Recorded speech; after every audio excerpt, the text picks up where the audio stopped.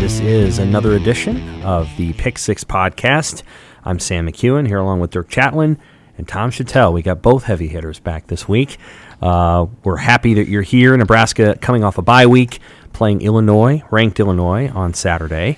And we're going to talk about that game. And we're going to also talk very bluntly about whether this is the game that's going to decide whether Mickey Joseph's tenure is going to be as an interim or is going to be as a head coach, especially if they win it.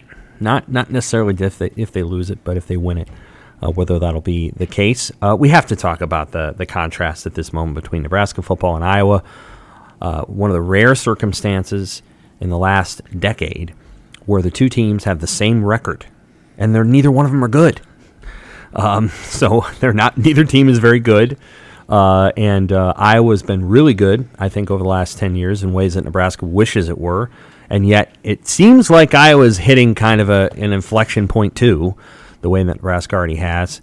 Tom wrote a column, a good one, today about old coaches and all those things. And we'll talk about that a little bit, and then we'll just talk a little bit about Iowa and then the idea of an old coach and all those things and whether that would ever fit here at Nebraska.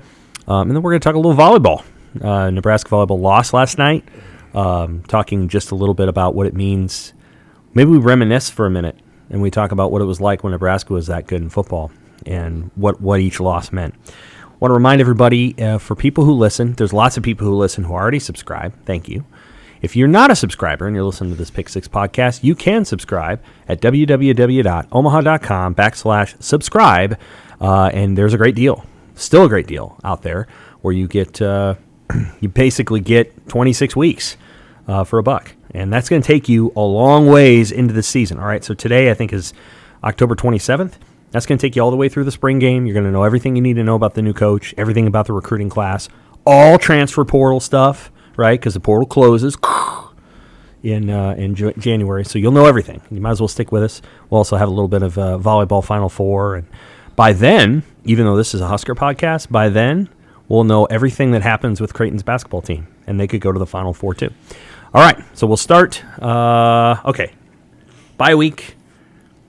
I don't think it surprises me. Dirk, you kind of mentioned this at the Big Red Breakfast. It does not appear that any enthusiasm has dampered because of the Purdue game. In fact, it seems to have gone up. I'm not sure why, but that's me. Other people seem quite excited about Mickey Joseph. Nothing has changed other than they got a commit from Malachi Coleman, who was a top 100 recruit. And so obviously, Mickey Joseph has a lot to do with that. This is a big game. Illinois is ranked. Nebraska hasn't beaten a team in 6 years that was ranked. They've lost 19 straight games against ranked teams. Illinois is probably one of the weakest ranked teams they've played. Let's be honest. This is not Ohio State 2016. They have a chance to win. If they do, is Mickey Joseph going to be the head coach of this program if they win on Saturday? So, when you don't have a lot of noise, I think this is something that PR firms have studied, politicians have studied, anybody in media or just that pays attention has noticed this over the last 10 to 20 years. In the absence of information, people will create their own information. And the beauty of Trev Alberts and maybe the annoyance of Trev Alberts right now is there's not much information coming out about what he's doing, who he's talking to, who he is. We're not withholding anything either. I wouldn't suspect that you are. No. And we're trying. So, it's just there's not much. Part of me says the question is a little bit ridiculous because he might already have his guy. He might have his head coach. There might be an agreement, a handshake agreement or a verbal agreement with somebody through a search firm that, I talked to such and such coach. I talked to, Mark Stoops on October 17th, and we verbally agreed to the deal. And, what Mickey Joseph does has no bearing on it whatsoever. I think that's very possible. But we don't know. So you have to sort of, I guess, think of it as if you were the athletic director. And if I'm the athletic director, what Mickey Joseph has done with not very many ingredients in the cupboard has been interesting, compelling, not necessarily overwhelming in my decision, or I don't know if he's made a decisive argument for the job, but Saturday would be a huge step in that direction.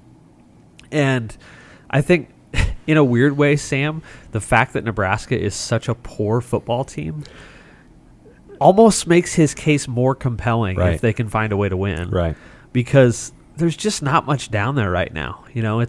It's Trey Palmer and Anthony Grant and tough quarterback. Luke Reimer, and he's tough. I like Casey Thompson. Yeah, I really do. He's tough, but there's just not that much there. He's not so Justin it's Herbert, like, but he's if they can Patrick find a way to win Mahomes. games like Saturday, I guess this is my main point. Yeah. If they can find a way to, beat Illinois, 17th ranked team in the country, I think that's a pretty interesting case.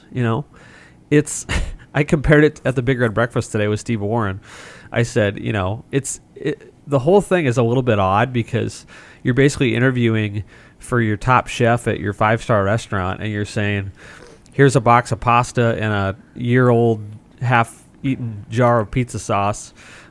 Make a gourmet meal out of this, and it's not really applicable to what Mickey Joseph is going to have to do, hopefully, at Nebraska, because hopefully he's going to have better players than this and healthier players and et cetera, and a full staff of his choosing. But if you can win a game like Saturday, that would go a long way, at least, if nothing else, in winning over the fan base that you're potentially the full-time guy. And I think if he can win the stadium, he makes it a lot easier for Trev Alberts to pick him. They'll rush the field. The students will rush the field if they win the game. I don't think so. I don't know what will happen. If they win the game. If they win the game. And then if they lose the game, is it kind of done? We said this at Purdue. We said this going into I know. the Purdue game. I don't know, because we don't know what's happening behind the curtain. I still think too many agents talk. Somebody is going to let it out. Maybe we'll hear it. Maybe it'll be Bruce Feldman from the Athletic. Somebody's going to talk eventually if they have it done. So I don't know. I gotta keep waiting for that. I also keep waiting for Nebraska to get run off the field. I thought that would happen at the last game. It didn't, because for some reason the Boilers couldn't find Trey Palmer. Otherwise, that would have been a blowout loss. Right. I asked this last time too. Does Mickey look good because we're comparing him to the last guy, who was not a head coach in any form, in any way? I mean, he looks the part. He acts the part. Maybe we're not used to that, but I think that's a little bit of it. I think there's something about Mickey. Everywhere you go, people want him to get the job. They really do. What is it about him? He's got that thing, and it's really, really interesting. And it's surprising too, because it doesn't matter who I talk to. Like, I talk to young people, old people, people with a lot of money, people with no money, like boosters, non-boosters. It doesn't matter. Like, everybody's kind of rooting for this guy to get the job, Sam. And it's not because he's a former Husker, because he is, but that's the last thing that people talk about. Most people don't even remember him. It's true. And the guy, his highlight was, the Colorado game, and then he gets hurt against Oklahoma, kind of. He came back the next year and he got booed. But because he couldn't play like he used to. But God, I keep thinking about this. Wouldn't it be ironic? And Nebraska needs something, and then Nebraska needs a break. They need some kind of unusual break to kind of jumpstart this thing, and something to kind of fall out of the sky. Right. Wouldn't that be ironic if you do this big search and the thing you need is right in front of your nose. Right. What if he's Dabo? Yeah. I'm just saying. Yeah, what if he is? Because he's got these guys playing. He's rallied them, and that can be the hardest part of the whole thing. The challenge with Dabo is that I don't know that Dabo would be a good coach at Nebraska. The guy fell into an incredible job and a recruiting hotbed and all the rest, but Why do people want Mickey Joseph? I think part of it is who he is. Some of it is he's funny, but he's not. He's naturally funny. It's not like a put on. He doesn't go up there and, Bo used to do this sometimes where he'd try to tell a joke. Scott did it. Scott would try to be funny. And, he'd tell a joke and it'd be a dad humor. Mickey doesn't do that, but he is pretty funny. And I think the thing that you kind of believe is that, I think Nebraskans probably respond a little bit to the fact that he is very no nonsense. Yeah. And I think they believe that the program has a lot of players in it who have not been held accountable at all since Bo Pelini left. And this guy says hard things, and they like hearing that. We could not be more in lockstep, and we have not spoken about this. No. But I was going to say the exact same thing. There is a Pelini-esque attraction to Mickey that it's the tough love, authenticity thing that maybe is even heightened in this case because they think it will play well on the recruiting trail. Right. I'm not sure Bo ever convinced anybody he was going to be a great recruiter. Mickey is, I think, persuasive as a potential ace recruiter. And you combine that with the ability to forge bonds with players and get them and say things that they're not used to hearing from other coaches on the heels of Mike Riley and Scott Frost, both of whom sort of developed a reputation for, I don't know, not getting the most out of their guys, and in some cases doing so because Mike was too nice, Scott was passive aggressive. Yeah, but you put it together in the ball of kind of the cultural toughness that our state likes to, that appeals to most Nebraskans. Right. And I think that's the essence of why Mickey has gained traction. Yeah. People like it when Mickey said. I don't think people like it when they lose by 40 and Mickey says, I got to do better. It's my fault. Yeah. That's cliche. But they like it when Mickey gets in somebody's face, or when Mickey is honest about a player in a press conference. That has appeal to people, and it certainly has appeal when they hear Malachi Coleman say, "I wouldn't be interested if Mickey Joseph wasn't there." And then he says he's going to be there. Like, what does that mean? Yeah, well, I don't think that means a whole lot. I think it does. You do? Oh, yeah. I think there's a pretty good understanding that he's going to be there. Whether he's going to be the head coach or some other position, I don't think Mickey Joseph's going anywhere. I don't think 18-year-old There's kids. one coach, and Tom and I talked about this last week. There is one coach that I think would not do it, and that'd be Matt Campbell, who is a tight circle, and we'd be like, I got my own guy. But I think every other coach is going to be like, I want the guy on my staff. Why wouldn't I want him on my staff? Well, I think he's sticking around. Well, the point you made about the dead time, too much time to think, is absolutely 100%. And I got into this debate yesterday at practice with another writer about, if Mickey wins 6, he's in. And I said, well, what if he wins 6 at Iowa, but it's Thanksgiving weekend, it's time to go. You've already hired Aranda, the coach of Baylor. Or do you call that coach and then say... You call him up and say, sorry, our Mickey just won 6 games. No. He's the guy. No. So I don't think 6 is automatic. The other writer thought that would be possible. I don't know. No. I don't agree. No. There's no way Trev Roberts would do that. So... Right. I think this has to be done like in the next few weeks. See, I agree completely. I don't think the win total means squat because it's got to be done by November 10th probably. But see, we have more time to think. And here's another scenario, and I don't want to I don't want to skip your idea, but something that and actually a couple of readers have emailed me with this idea as well. And that is extend. Yep. Explain your... you take the interim tag off, but Mickey Joseph's the one guy that you have leverage with. Right. So pay him $4 million, say we'll give you a 3-year contract, and hire staff the way you normally would, but we're not out $50 million if it doesn't work out. Right. Essentially, we're going to, you're the head coach, but we're not selling off Cherry County to make it financially sensible. Yeah, that's what Ole Miss did with Matt Luke. Now, I don't know. It doesn't work. Practically speaking, but I don't think it is. USC did with Clay Helton. Yeah, I don't think Didn't it's work, necessarily like. I don't think it's proven to be very effective, but I think it might be a middle ground that works. But Tom's also mentioned he thinks that the next coach could be the bridge to the coach, like the coach. I don't know what that looks like either. Well, no. My point is, you're hiring now to win, but you're more hiring to get the thing right. We're not worried about winning a championship the next 3 years. You're going to build a program. Hopefully, the guy after he builds will go win the championship.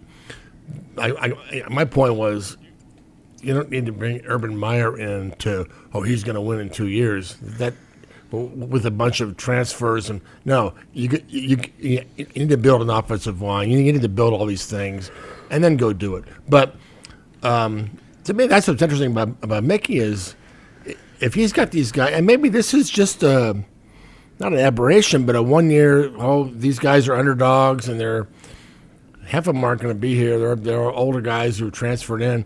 And maybe they're just playing hard because they love Mickey. Maybe would that be the way all the time? But I think that's an interesting thing that if he can, what if he could build an offensive line? What if he gave him time to do that? And he's already got the players' attention. Mm-hmm. He's got their ear, and so they already respond to him. That's the hard part a lot of times. What if he could build? What if he brought in the right guys to build all this stuff? I don't know. To me, if you're Trevor Alberts, you got to be at least thinking about that, don't you? Here's the part that I think is interesting is like, who is Mickey Joseph as a head coach? Okay, he's not. I don't think he's going to pay. I don't think he's going to micromanage play calling on either side of the ball. He's obviously going to be very, very involved in recruiting and sort of setting the tone from a recruiting standpoint for who you go after, as a head coach should be. But I think it's a little bit hard. Lack of executive experience is part of this. But what is he like as a head coach? Is he? I don't think people want somebody super polished, but I think people want to have a little bit better feel, and I'm sure Trev Alberts does too. Like, what kind of executive is he going to be? What's the model for this? I sure hope he's more polished than Ed Orgeron. Yeah. I mean, that would be the. I think Dabo is the model, yeah, and it's like, but they're very different people, right? But I really like Dabo. I don't think Mickey is not a young guy by any means. He's, but he's not super old either, right? He's kind of in the middle. Yeah. Why not? I mean, it's time to bring in, if you Trev, some guy who's a mentor. Right.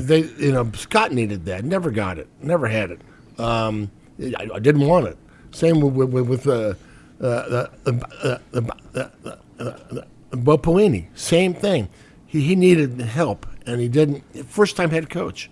So yeah. The other day, Mickey is just so genuine, and so it's happening at live in real time right now. He makes a recruiting mistake or a violation but he doesn't understand all the things about being a head coach yet. That's my point. He's going to be surprised by some stuff. Okay, the demands on his time, all the people knocking on his door, all that stuff. I think he'll handle it, but it wouldn't be a bad idea to have a little help. Let me ask you this, and this is kind of what I mean by what type of head coach would he be? Do you think, Sam, he's the type of guy who'd more likely go out and hire a 63-year-old defensive coordinator and basically, would he surround himself with experience, or would he want to be the oldest guy in the room? He's probably, 53 years old? No, I think he would surround himself with some pros, and I think one of the people that he would obviously call is his brother. Yeah. I think it would be, if you were talking about a hire that would be a coup, you would hire Vance. Sure. I don't know if Vance would do it. I don't think he would. But to be clear, you could pay Vance $1.5 million, which he would deserve because he's been many decades of defensive coaching in the NFL. That would be a way that you could start that process. And Vance could come in and help with some other things. Like he could come in and be some oversight. I do think he would want to surround himself with experience. I do not know if keeping Mark Whipple around is where he wants to go, because just yesterday, Mark Whipple said something, didn't get a lot of attention, partially because I didn't play it up on Twitter. I could have, but Whipple said something yesterday that goes completely against what Trev Alberts or Mickey Joseph or even Bill Bush has said as it relates to physicality. Mark Whipple is old enough to not give a shit. He doesn't. He's been around long enough. He's not going to compromise anymore. He's going to do what he does, and basically said it's about scoring points. At the end of the game, nobody says, "Hey, we were the more physical team." Teams do that all the time. So there's no tab on the scoreboard for physicality. Well, I mean, yeah, but you have an athletic director that said, "Well, I want our core identity to be that we're more physical than the other team." I mean, that's what he said. So I think with Whipple, I don't know if that's the guy that you're going to keep around. I think maybe you bring in a different offensive coordinator. He's got, Mickey's got relationships with people all over the industry who could do it. I don't think he should call the plays. That hasn't worked. Scott Frost didn't. There's one guy in recent Nebraska history that made that work, and he was a genius, and that was Tom Osborne. But Frank didn't make it work. Bill Callahan was lost in his giant, 900-page play sheet. Bo didn't make it work as the head coach, as defensive coordinator. Mike Riley kind of stepped away from it. And Scott Frost, and there will be more reporting as we go on here as it relates to the Frost era. But one of the things that was true of Scott, and this is a conversation I had with somebody who would know, is Scott would spend a part of the week being a head coach. And then another part of the week, and all of his offensive assistants would go through all the meetings and they'd kind of figure out the plan. And then what do you think would happen? He'd come in, and naturally, because he's the one calling the plays, he would tinker with everything they had already agreed on, which makes sense, but it's like that model doesn't work. So whoever the head coach is has to be, and I think what they want it to be, is a CEO who then hires. You can go two different ways. You can either go with the old hand who knows all the stuff, or you can go with the whiz kid. And what do you want? Because there are 34-year-old offensive coordinators out there who kick butt. The guy at Illinois, who's pretty darn good at doing what they ask him to do, is not an old guy.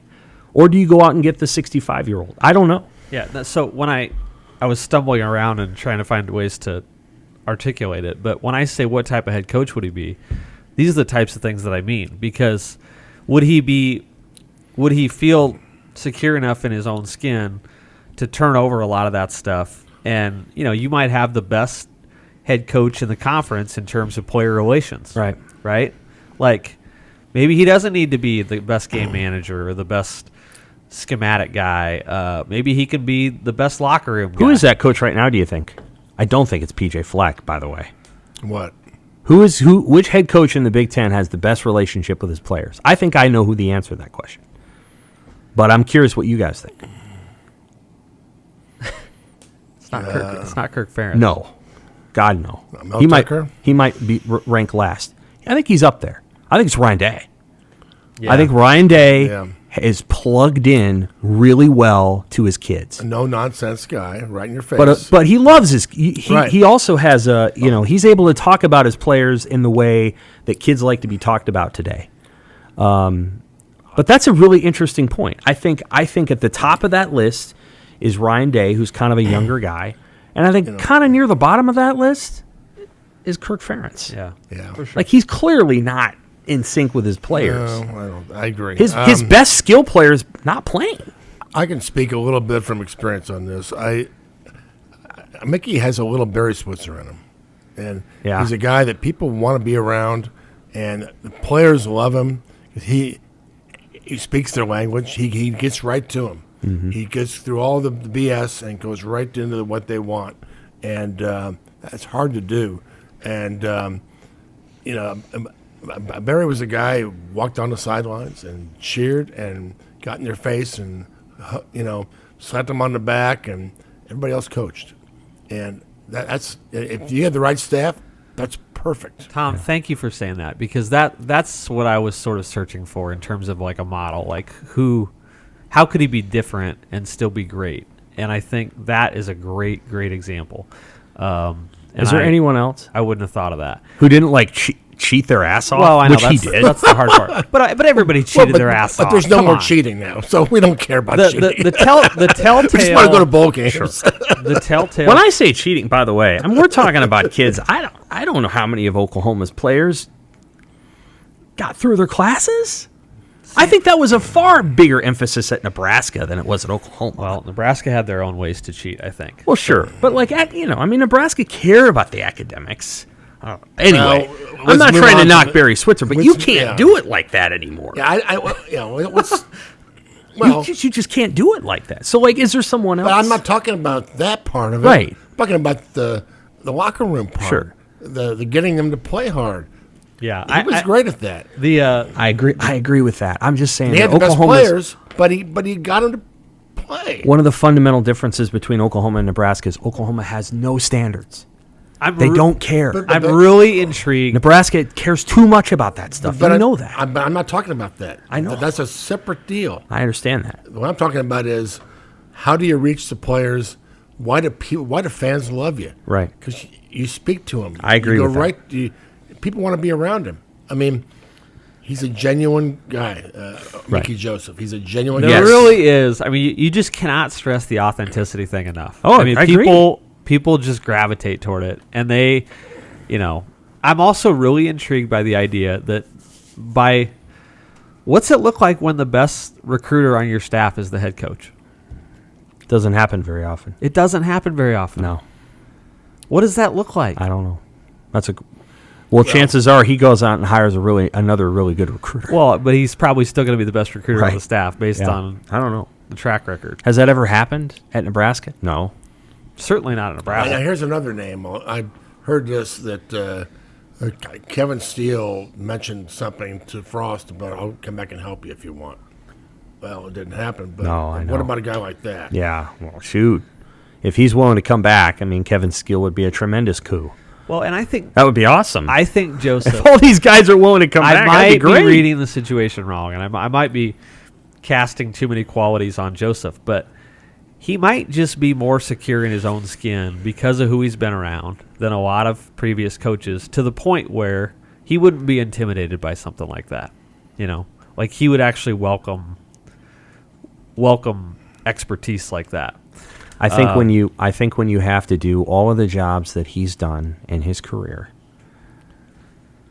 you have a pretty good sense of who you are and who you're not. That's my point. And I think when you have to, and he started at the very, he started as a high school coach over here, Yeah. Omaha North. He So was the head coach in NAIA. yeah, when you start there, I think you have a pretty good sense of who you are. I don't know. Again, I don't want to. I'm not trying to knock Barry Switzer too much here. I'm just saying that it's part of the appeal of what Oklahoma was able to do during those years was rooted in the ability to have virtually no guardrails. And so Again, that's not the issue. well, That's not why I brought it up. but he was able to get guys on the field. No, but I'm talking about who he is. He's still the same guy. Sure, I He's get the same that. guy he was then, and people love him. And I'm just saying that's how you get these players, these great players. I hope you write that, because I really like, again, morality aside, right? Yeah, It's But- not just morality; it's practicality. but it's not. That had nothing to do with it. What I'm talking about is the person, the guy The in model, the locker room. the template. Yeah. And I'm not saying he's totally like Switzer, but he's got that thing. Yeah. And the players, these guys, Casey Thompson, because he knows him, he has a relationship with him, but still they speak up for him. It's all genuine. To get Trey I'm Palmer, just saying to you get got to Trey know the Palmer- athletic director you're working I know with, it, I know. and Trev Alberts is although a very charismatic person, he But wears he's a suit also, to everything. but he's also not stupid. No, he's not. And he knows. there's a he straight knows arrow that to tension in transform that guy. Nebraska football, you gotta have a rapport with players, and you gotta be able to get talent Sure. that Nebraska can't get right now. Right. And this guy might be able to do it. I don't disagree. Now let me ask you something, Sam. Yeah. Who brought Mickey here? Was it Trev? I Yeah, think it's Trev, right? Pretty much. I mean, that says Pretty a lot much. to me. It does. I mean, it does. He recognized something, and we need this. Well, it does. He gave him a 3-year deal. I think it's pretty much Trav. I mean, I think Scott had to agree to it, but yeah.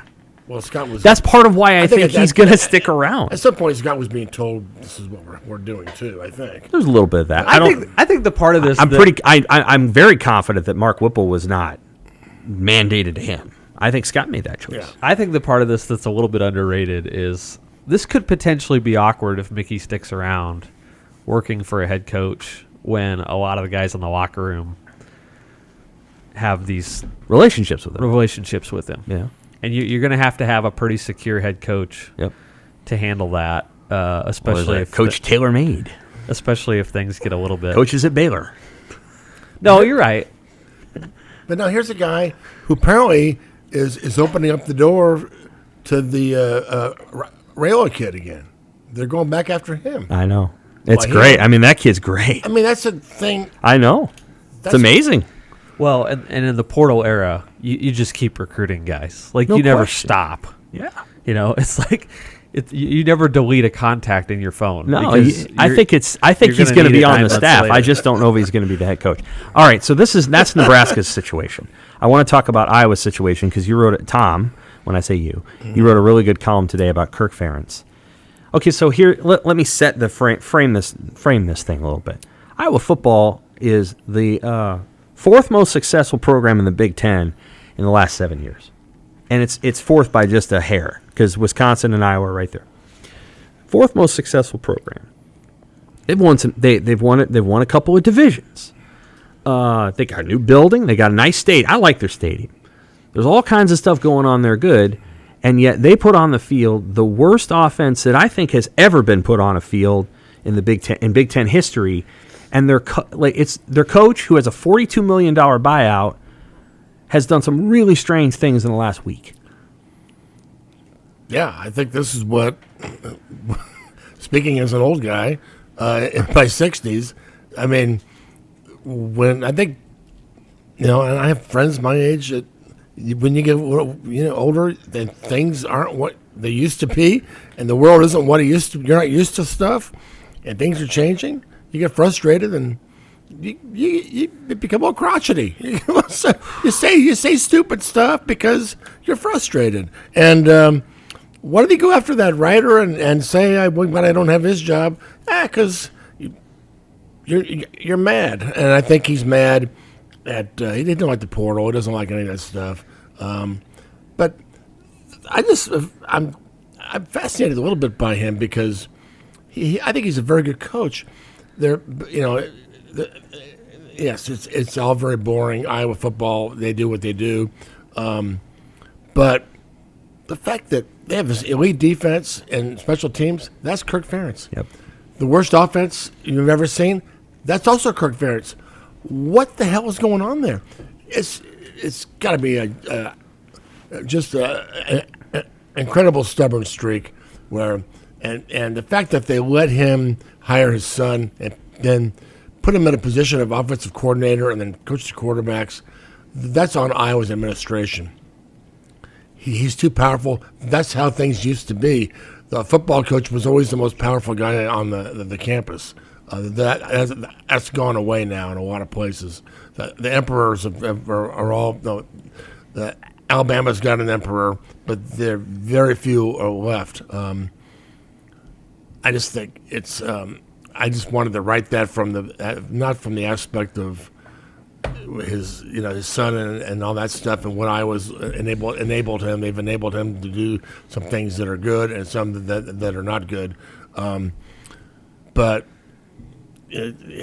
where does it end? How does it end? That's what I'm fascinated with because it looks to me like it's getting out of control there, and it's going to crash, and it may crash in a hurry.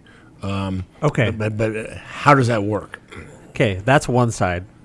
The other side of it, and this is, I think, more likely, they're going to beat Nebraska because they always beat Nebraska. Yeah, sure. Yeah. Brian will leave at the end of the year. Mm-hmm. He will fall on the sword, and he will go be an O-line coach for the Chicago Bears. Mm-hmm. And Iowa is the fan base is always more patient than you think they're going to be. They have been for 20 years. Mm-hmm. They'll find a way to go 7-5 next year, and Kirk might go out on that note. I don't think he's going to go out on this note, and I think I think that's right.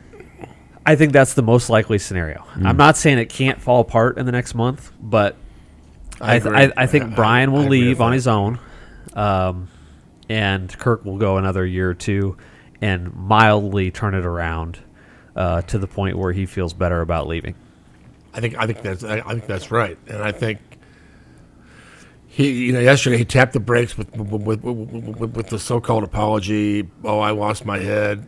He didn't actually apologize to the rider. He apologized to the Iowa riders who had nothing to do with anything. They were just sitting there. But it was like, I'm sorry I did that. I didn't mean to. He was attacking the other guy. I'm sorry I attacked you guys. So whatever it was, I think he realizes that this could go like this if he doesn't shut up. And that's another old guy thing. Somebody please tell me to shut up. Yeah, because you can keep talking. I'm going to get myself. I'm going to step in it. I'm going to get in trouble because that's what I do. So I think that's. I think Dirk's scenario is probably right on, but he's very close to hurry up and your time is coming. And I think that they as a school they need one more year of him so they can identify candidates. They probably haven't. When was the last time they've had to do that? So they tried to hire Bob Stoops, and they screwed that up. Well, they got Ferentz. They got Ferentz, yeah. But I'm saying, true, they didn't totally screw it up. But so I think, you give him one more year at least. That's probably enough, and then you give yourself time to go after the guy at the K-State coach, see if he's interested. Can I say one thing about how media press conferences have changed? Yeah. Now they're all broadcast. So when the Cleveland writer asks 3 questions in a row to Kirk Ferentz about nepotism and Brian Ferentz, the whole world can watch that, or at least have access to it after the fact. Right. That makes these dynamics of press conferences much different than they were 30 years ago. The writer is under as much scrutiny as the coach almost, especially if he words the question regrettably. When you're the writer in that case and you want to ask a hard question, the only way to ask it is with a direct, stern tone. That's right. That gets straight to the point. That's right. That doesn't cut any corners or worry about the head coach's feelings. Yep. Like, you have to ask the damn question. Ask it directly. Yep.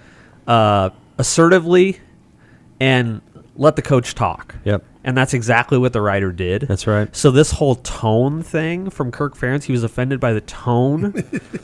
It's the only way to ask the question. Only way.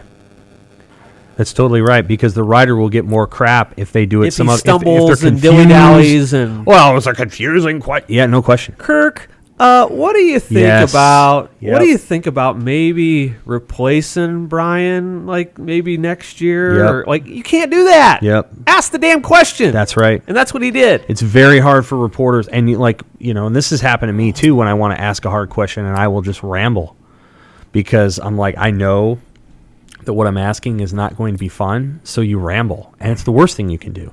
The easiest and the best thing you can do is to be as direct as possible.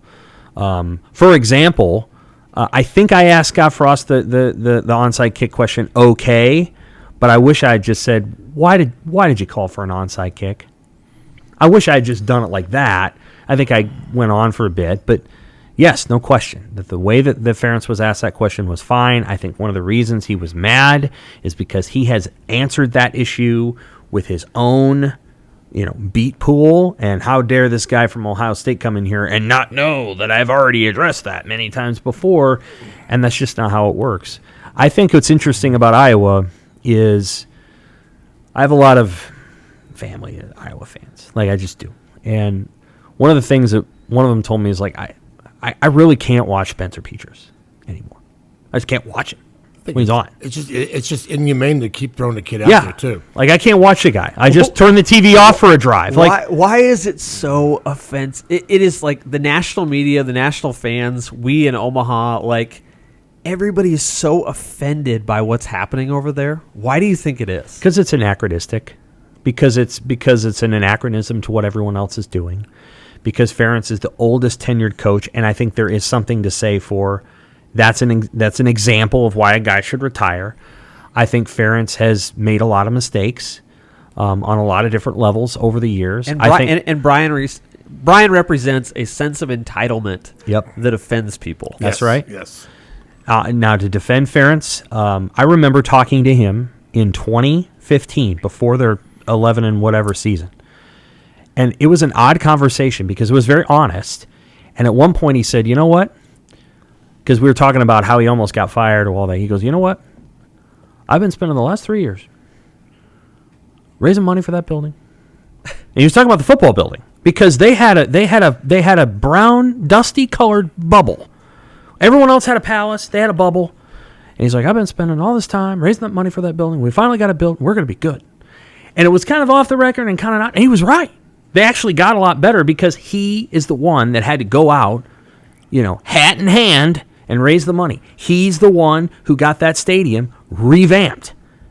Like, that program is way better set up for the next guy because of him, for all the mistakes that he's made. So I think there's a sense of entitlement there. Like, I built modern Iowa football. And how dare you talk And by the about way, this? Tom Osborne had a sense of entitlement too. A little bit.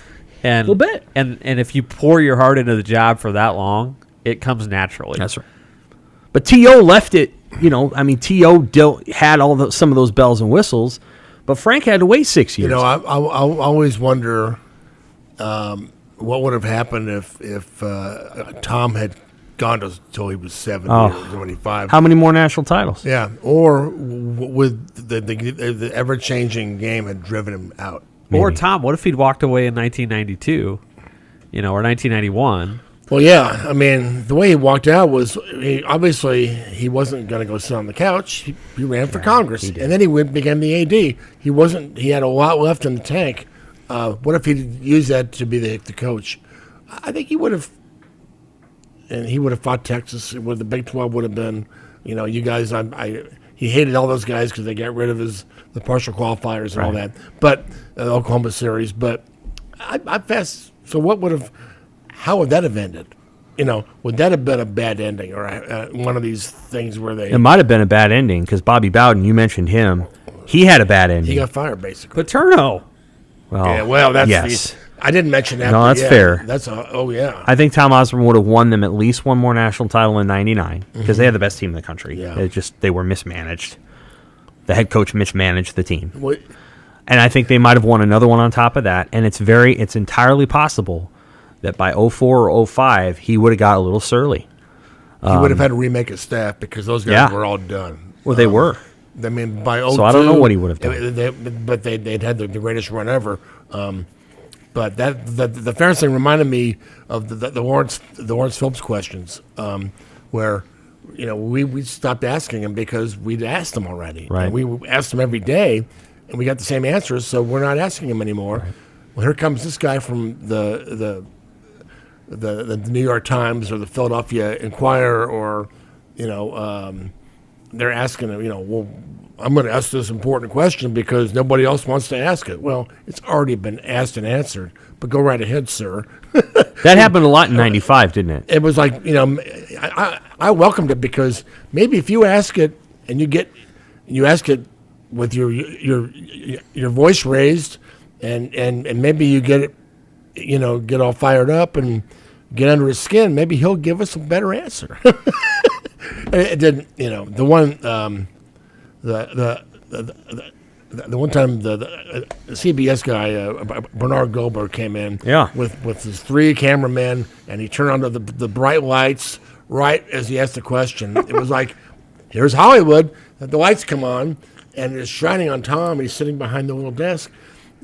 What would your daughter what would you have done? Lawrence Phillips and your daughter. Right. And I got pissed. Yeah, we never saw him get pissed. I'll see you out in the hallway later. It was great. It was like a showdown. Yeah. It's like the Wild West. That did happen. I'll meet happen. You I'll meet you outside, buddy. And they went outside, and he told him off. But that kind of reminded me of that. Yeah, I understand that. Now, in the reporter's defense from Cleveland, who I don't know, he's not a friend, but he did try to make a show of it. No. He was just trying to ask a question. Absolutely. And he did. And he's a very good reporter. Yeah. Very good. Yeah. I thought it was, I think it was relatively fair. I guess I wasn't aware of the full depth of Ferentz's apology yesterday.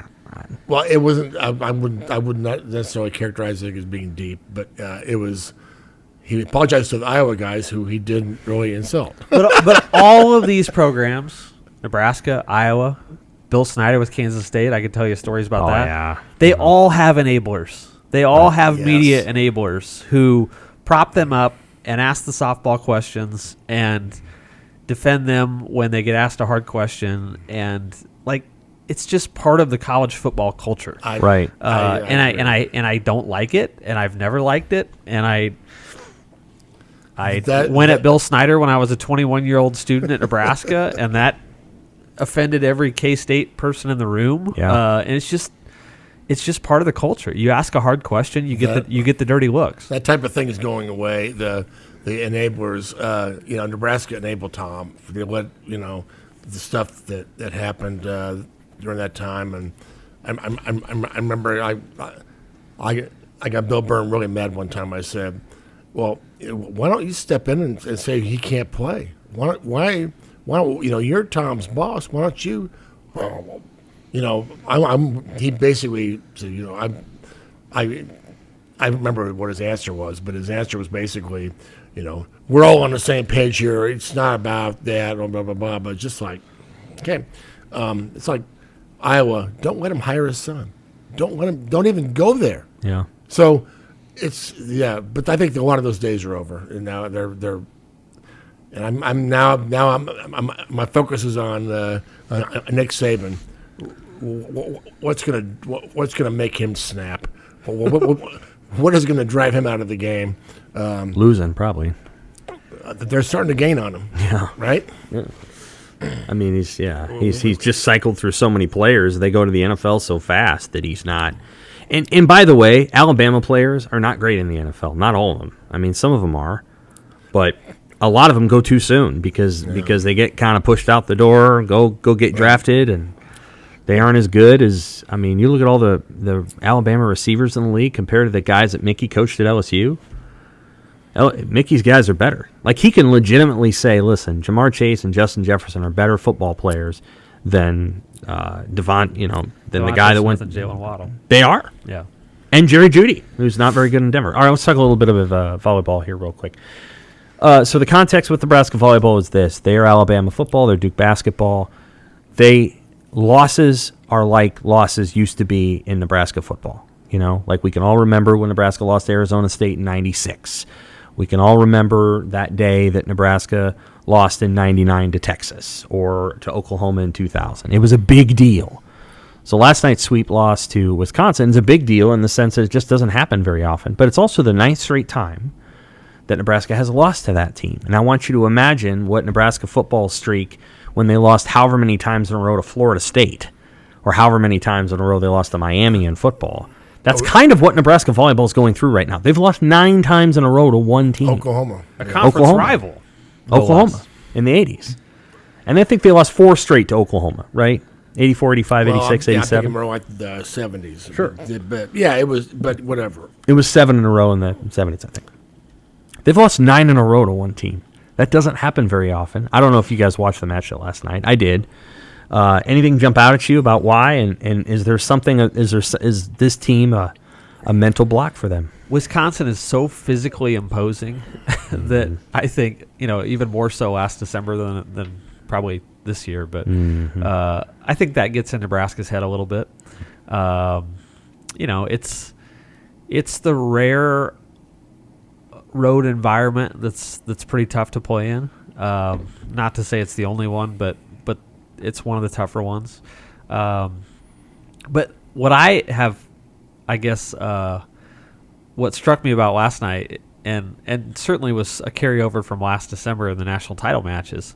There's a growing sense of annoyance with the University of Wisconsin across the board. Yep. That I think the volleyball thing has exasperated.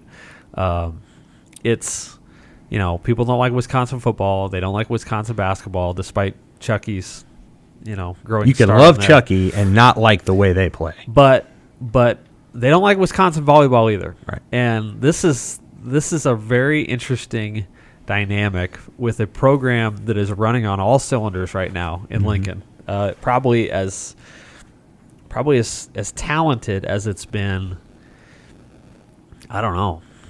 They're all 5 stars. 2001, Maybe 2005. Nicklin Hames and Annie Evans are not 5 stars. I think Nicklin was a 4, but But everyone else is a 5-star. the point is, Nebraska's rolling. Yeah. Nebraska is at peak performance, and they better hope they don't see Wisconsin on their side of the bracket in the NCAA tournament, because this does not look like something that will go away easily. Nebraska wants to win a Big Ten championship, and they're going to have to see Wisconsin again, I think, on Thanksgiving weekend. So I think this program is now, and it has been for a long time, it's judged on the postseason. Right. And all this stuff is you don't, it can be a little alarming, but you certainly don't panic, because they got swept by Wisconsin last year at home. They did. They ended up in the national title game, and that was a hell of a game. I think Wisconsin's in their heads a little bit. I think Kelly Sheffield, the Wisconsin coach, has kind of used Nebraska as a way to get his program up. That's who we want to be, and I think they're in their heads and they know it. Wisconsin, I think, really enjoys that right now. So it's an interesting dynamic.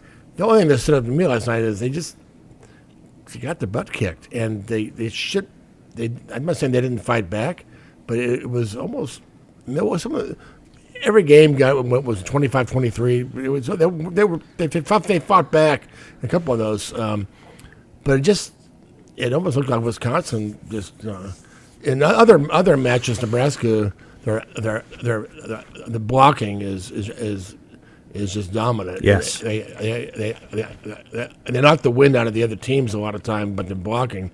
The last night was the opposite. I felt like Wisconsin took out Nebraska with that. So, interesting dynamic. Yeah, you don't want to see him in the postseason. What would happen, though, and I guess Wisconsin won last year in Lincoln. You get the rematch in Omaha.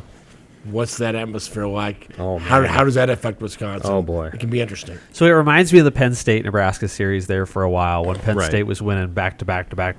Yep. And the difference, though, then was Nebraska was clearly an underdog, less talented. Nebraska's equally talented to Wisconsin question. right now. No question. So I think that's what's particularly interesting about what's happening right now. They're going to play Black Friday in the Devaney Center, and there's a pretty good chance that that'll be for a Big Ten championship. I think you could make a pretty good case that that's the most anticipated regular season match in a long time. a long time. So, especially if there's a Big Ten title on the line. I think so. Yeah. And we'll be in the Iowa press box probably until 9. What will that scene be like that day in Iowa City? So yeah, that'll be a big day. It will be. That whole weekend, they're going to play Iowa. They're going to have the volleyball match. Then they're going to play Minnesota the next night. They're probably going to announce a head coach. They're And they're probably going to have a head coach. Is there a chance? Okay, last thing. And I know we can talk about this many other times too, but what is the earliest possibility that they name a head coach who's not Mickey Joseph? What's the earliest date?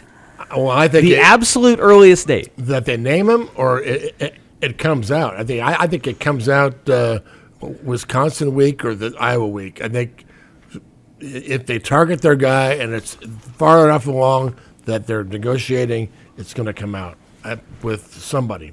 Somebody's going to say something that Nebraska is targeting. I don't think we'll get to Thanksgiving weekend and not have a clue. I think we'll know by then who they're targeting. It's just my guess. But the actual announcement, the press release, probably Sunday, because assuming it's an outside guy, he's going to have a game on Saturday. So, Right.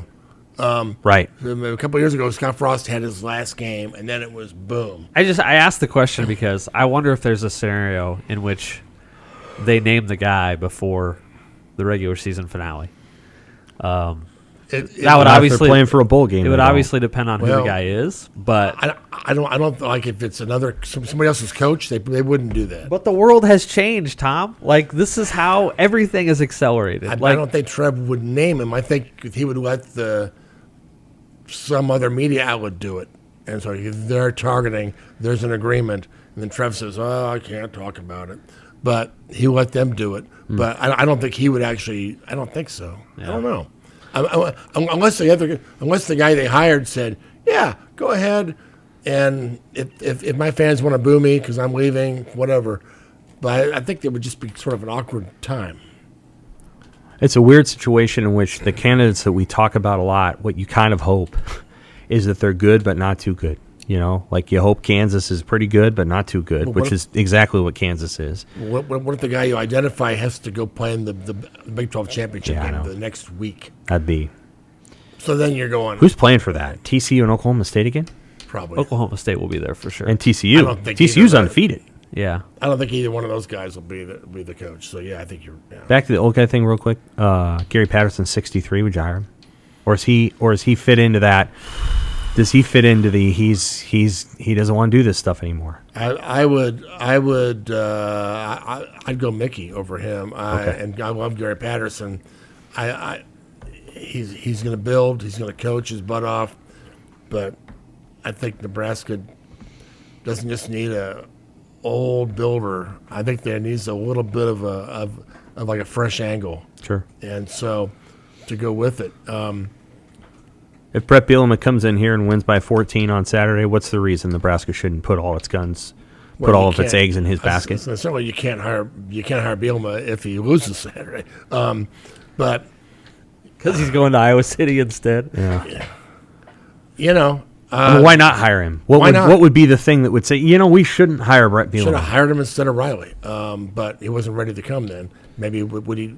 See, these guys are weird. But I think he's a little bit of the he's a mercenary. So I thought, well, I'm 2 years in Illinois. I got to go on. People love me. Hell with it. I'm going.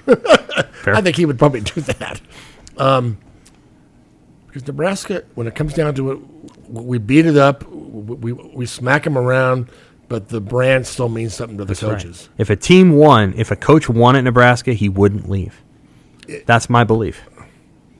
If they won. That's what they thought at Oklahoma about Lincoln Riley. Who was the first guy ever to leave, I think. Yeah. But in any case, I've made my thoughts about Oklahoma known, and I appreciate everything that they do down there. I get it. I think that's a great program. They've kicked Nebraska's butt many a time. I think Nebraska has more going on. Historically, tradition-wise, all that stuff. If they win, it's like it's more like a religion here than it is there. No, Oklahoma, it's a major religion. I think winning isn't a religion there. I think the whole I don't know. That's just me. What I like about Oklahoma is they did it a different way. They didn't have to have the option. They didn't have to have the wishbone. They brought in Mike Leach. That's fair. They brought in all these other guys. So I have a lot of respect for the program and all the rest. But anyway, we got to have Mickey. The Barry Switzer angle. It's a good angle. It's a fine angle. I will say, Sam, this is way more interesting. Like this conversation is way more interesting than I thought our conversations would be on October 27th. Yeah. Based on what happened on September 11th. Right. Like, I just didn't think this interim period would be very interesting. And I guess I underestimated the verve of the Nebraska fan base, the intrigue of the situation. Like, Nebraska sucks. And this is still a pretty riveting situation. If they win on Saturday, then, they still suck. People will be like, ah! I think you're going to get a great crowd on Saturday. That's what I'm looking forward to, is a vibrant, fired-up crowd. I think it'll be a lot of fun. They get to be the underdog. They get to be the real underdog, and all the rest. When I'm going to write for Saturday, they get to be a part of the process. They get to enter into That's right. the search. They get to be a factor. How will that work? The players get. That's right. That's a great way of looking at it. It will. The player's voice. The fans all know who they want. They want this guy, that guy, but now they get to actually be involved. That's a good point. That's a really good point. Nebraska has enough talent to beat Illinois. Illinois is a fine team, and I watched a lot of them in the offseason. I've watched a lot of tape so far this year. Nebraska can beat them. This is not Michigan in 2 weeks. But it would only help if you don't cover Trey Palmer. It would really help. That'd be great. I'm just saying they can do it. There are some teams that are ranked 17th in the country that I wouldn't like it, but they can beat Illinois. All right. For Dirk, for Tom, I'm Sam. That is the Pick Six podcast for this week. We'll be back next week to explain why Nebraska beat Illinois and why Mickey Joseph will be the next head coach. And we'll preview Nebraska's basketball season. That's right. That's right. They have one. Thanks, Husker fans.